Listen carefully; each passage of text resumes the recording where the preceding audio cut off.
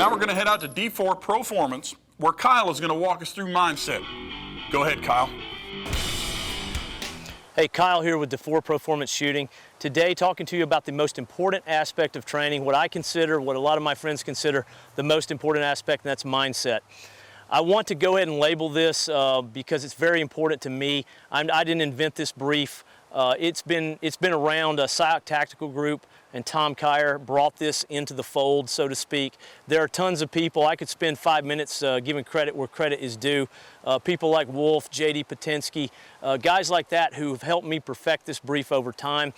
I've briefed this to some of the highest levels of the government and different organizations. This is a real cut down version, and I give it in my classes. A lot of guys have seen it, so I want to go ahead and start right here. I've written some things up here. The number one thing we start with is why. Why are you doing what you're doing? Are you doing it to protect your family? Are you doing it to protect your friends or your brothers? What's the reason? And you need to make sure that you have a good reason for that. A lot of people don't get past this because they go, hey, I'm really not into this, right? The next thing, TWDH, thoughts, words, deeds, and habits. This phrase has been around since the time of the Buddha.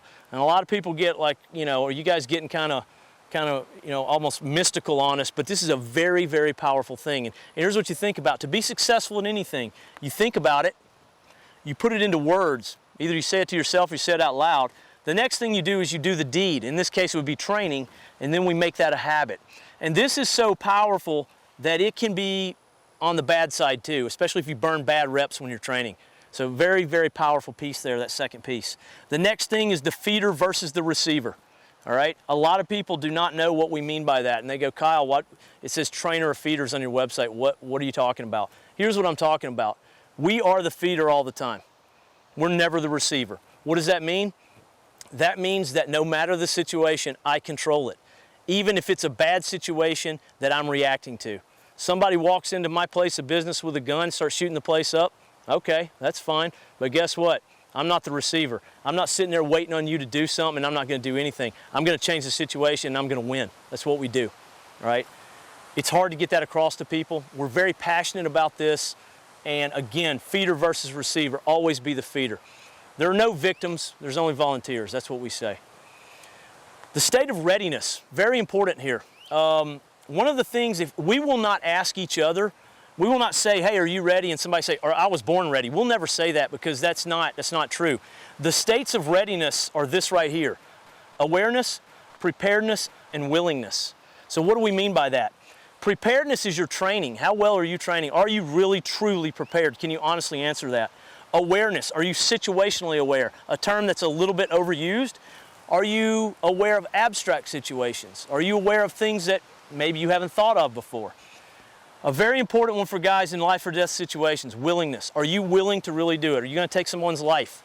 Are you willing to do this big thing to save everybody else? As we talk about that willingness, we get down to what I'm probably most passionate about, and that's dying well.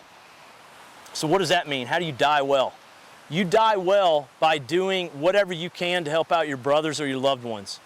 I'm never going to not do something to save my family or my brothers. It's not going to happen. My biggest fear in life is not dying well. I don't want to be the guy who's in the parking lot with my concealed carry gun watching a guy go into a restaurant, shoot the place up, and I don't do anything about it. You can't die well. You've already screwed it up. Can't happen. The rest of your life, you can't die well.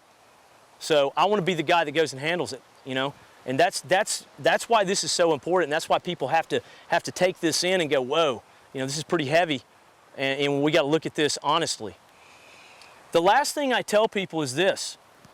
After I've gone through this and kind of, explained it to you in a very fast way here, here's the deal. You may be the guy who says, hey, I'm not it.